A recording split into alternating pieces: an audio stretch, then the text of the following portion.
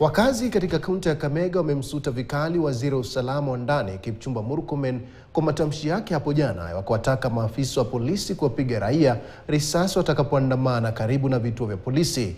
Wakazi hao wanasema ni aibu kubwa kwa waziri Murkomen kutoa matamshi kama hayo, wakimtaka kueneza injili ya amani na ushirikiano baina ya polisi na raia.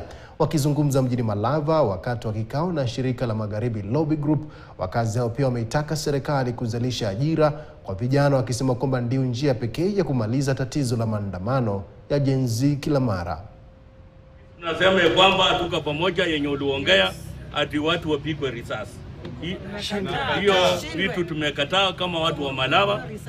Mambo na risasi isitumike kupika wa Kenya. Naambia polisi tukue marafiki na vijana, tusiwa dhulumu, wakuwe marafiki.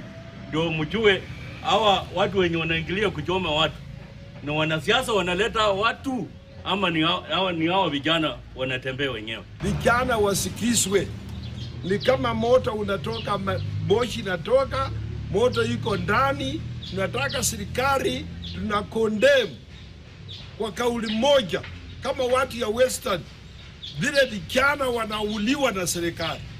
Hiyo kitu tumekondem, na tunasema serikali isikiza hawa vijana. Vijana ni watu wameenda shule, wamegraduate. Badala ya kuwaua, wawatafutie kazi. Rais, rudi kwa manifesto. Mtu wa chini aende juu.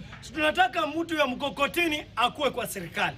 Tunataka mama mboga akuwe kwa serikali. Tunataka kijana akuwe kwa serikali. Mtu wa wilbaro akuwe kwa serikali. Lakini hii sasa serikali yako, vijana wakiangalia kule mbele, cabinet meeting zako, hakuna mama mboga, hakuna kijana, hakuna mtu ya mkokoteni, hakuna hoka. Na mtusalie katika suala hilo ambapo hatua ya waziri